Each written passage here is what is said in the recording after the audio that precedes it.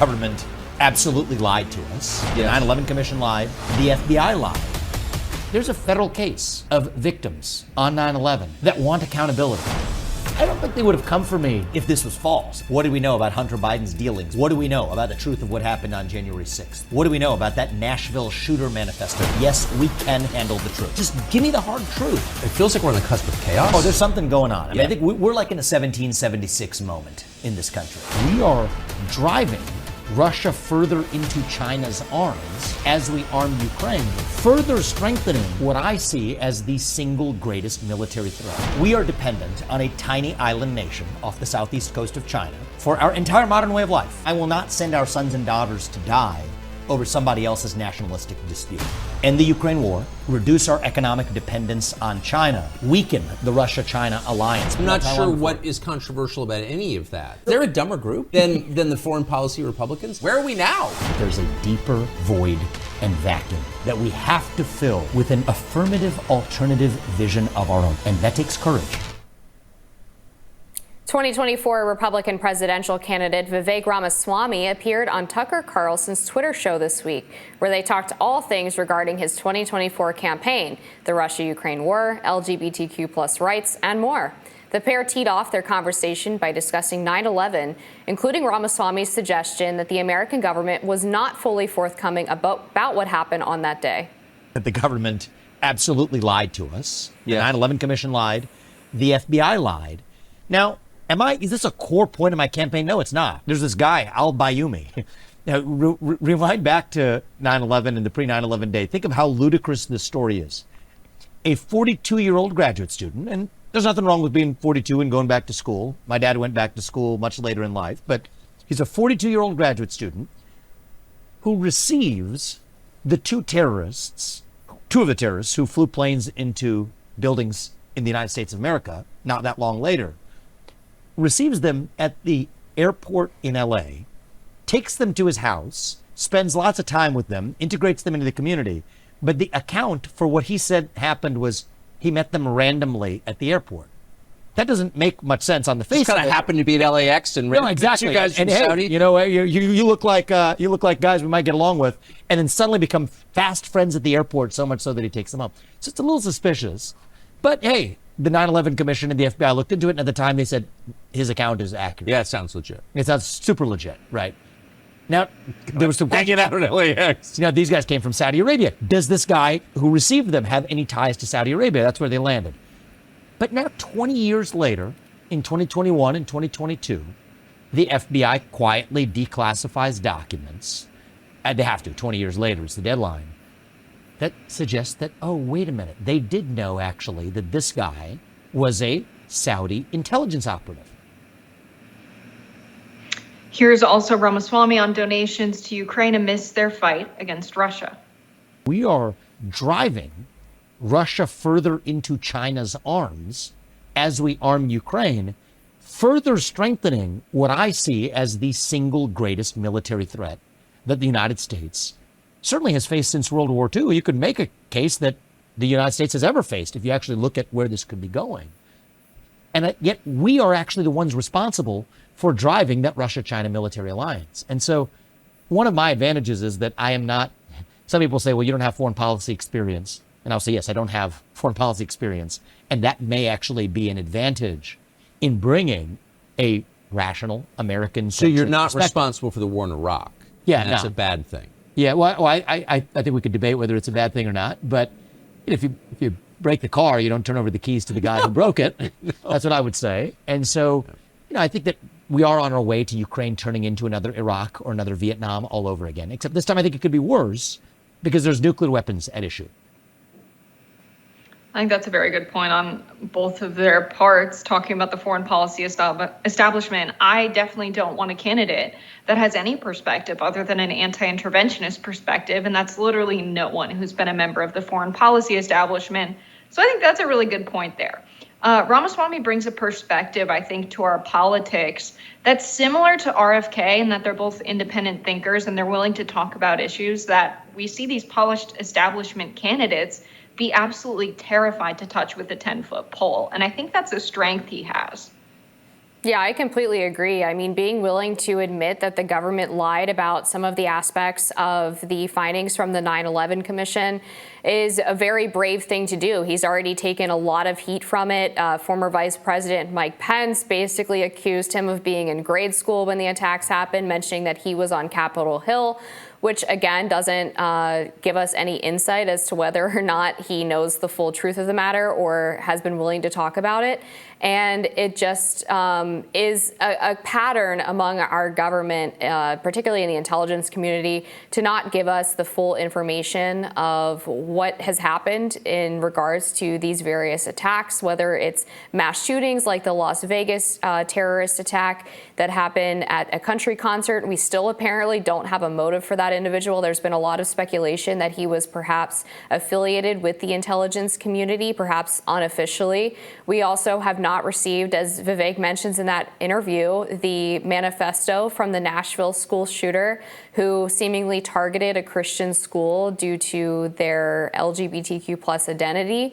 And we have been getting changing stories on the Saudi involvement in 9/11. We've been getting changing stories on the JFK assassination. And so I don't think it's unreasonable at all to just point out that when you have a pattern of behavior from a certain group, particularly one that's affiliated with the government, that is already very untruthful, that they probably didn't tell us the full story about the deadliest terror attack in the United States history. And it's not pro-Taliban or pro-Al-Qaeda or pro-anyone besides the United States to demand that the American people get the full truth of what happened. I think the extent to which the intelligence community has decided things of great consequence when it comes to U.S. foreign policy is the greatest threat to our democracy. The fact that we have candidates running simply on declassifying information about what the intelligence community has been up to about terrorist attacks against the United States, that can be a key tenet of someone's platform, and that sets you so far apart from the other candidates, is kind of shocking. And it really describes the extent to which we have the bureaucracy, the alphabet soup of the intelligence community in DC. And it's really not just when it comes to intelligence or the military. It's really every aspect of American governance. But there's such a clear divide between those we democratically elect to serve and those that are career people who are either appointed or apply for the positions they're in and can make decisions that people we elect to serve in government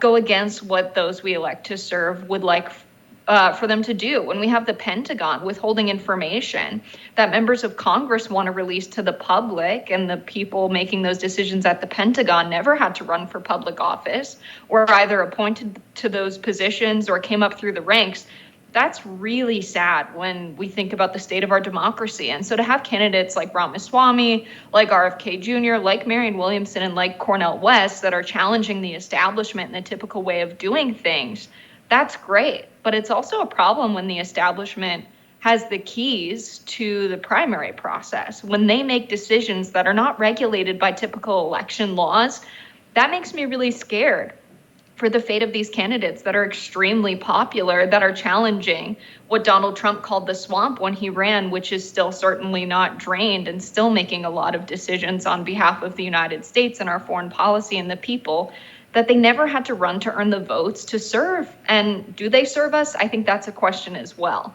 But it means a lot that we have candidates that are running and making this central in their campaign, and we only have a couple establishment candidates running this time around. Yeah, I mean, to your point about this divide between the bureaucrats in government and the people who were elected by Americans, it reminds me of during the Trump administration when we had one of these government officials write an op-ed for the New York Times describing what Trump had called the deep state, this effort to subvert so many of his policy positions that he was elected to carry out because these unelected bureaucrats had decided that these were not good for the country. They had single-handedly made that decision on behalf of voters instead of listening to the will of the people. And on the threat of the intelligence community lying to us repeatedly, we just found out, thanks to documents released from Republican Congressman Jim Jordan last week, that FBI Director Christopher Wray lied about the targeting of Catholic churches by the intelligence community. He claimed in testimony to Congress that this was the result of a rogue field office in Richmond, Virginia,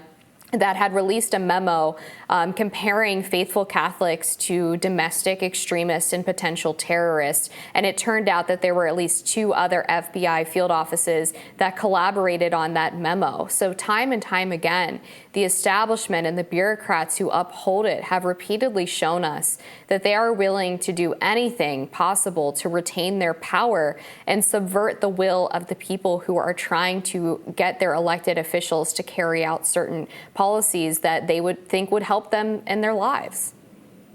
I think when we consider how not the foreign policy establishment, but the CIA directly, and the covert operations that they've carried out on behalf of the United States that have led to anti-American sentiment all across the globe. When we think about the overthrow of Mossadegh, the coup of a democratically elected leader in Iran, and the way the CIA handpicked the Shah and put them back in power is absolutely absurd. That's why Iran has anti-American sentiments. It's not that they hate our democracy and they hate our freedom. They directly hate us because our resources and military might has been used to destabilize their country and their region. When we think about, the CIA's operations in arming and training the Mujahideen, who then ultimately became the Taliban, when we think about our support for Osama bin Laden, calling him a freedom fighter, and then ultimately the terrorist attacks on behalf of Al-Qaeda on the United States, and then we can consider things at home when we think about the Unabomber being the victim of experiments of the CIA on Harvard's campus when he was a student there, and then him ultimately developing some anti-American sentiments as well. Just how much violence can be traced to the CIA and the intelligence community and the covert operations they've carried out despite never running for office to represent us, despite not being accountable to the public aside from these 20 years out declassified documents so they tell us what they've done. This is absurd. This can't go on. And any candidate running for the highest office in the United States that is not calling that out can't be taken seriously at this point. Like, to ignore it is to ignore the reality of the consequences of those policies. Just allowing this national security establishment to run foreign policy on behalf of our country despite never being elected in a supposed democracy, it's just ridiculous. Every candidate should be calling that out. And to not talk about that and to run for the highest public office today is absurd. Like, it should be laughable that candidates like Pence and Joe Biden aren't saying these things. Increasingly, we see in our country that the people who are being attacked the most from the establishment are the people who are telling the most truth. And it's sad that it is that way. It shouldn't be that way, but it is. And so to see this reflexive reaction to Ramaswamy's comments, he also took a lot of heat for his stance on funding of Israel. He mentioned that he would like Israel to become independent from American money in the next 10 years or so. And I don't know why that's so controversial. Israel, of course, is a great ally to the United States. But I would think that we would hope for the success of any of our allies that they can function without billions of dollars in American aid, without American weapons. They should be self-sufficient. That should be a goal that we're working towards. And it seems like people are trying to paint him as anti-Semitic now simply because he said that he doesn't want to reflexively give so much foreign aid to other countries, including Israel. It's just more of the same from the establishment, and it's why it's so important to have candidates like Ramaswamy, like Trump, like RFK Jr., because the establishment gets into this hive mind where they come up with these harebrained schemes. There's nobody that is willing to challenge them or that comes from a different perspective because they all go to these elite institutions and go through the same think tanks, the same nonprofits before ending up in government. And they all just come to the same conclusions. And no matter how wrong-headed and how many horrible consequences come out of the decisions that they make, they're still insistent that they're the experts, that they're right, that everybody else who pushes back on them needs to be destroyed. That's what they're trying to do to Ramaswamy right now. I think it's not something inflammatory for Ramaswamy to say that we're at a 1776 moment in our country, which he said in that interview with Tucker Carlson. And I think what he means by that is what a lot of populist candidates mean when they say we're at a flux point in our country.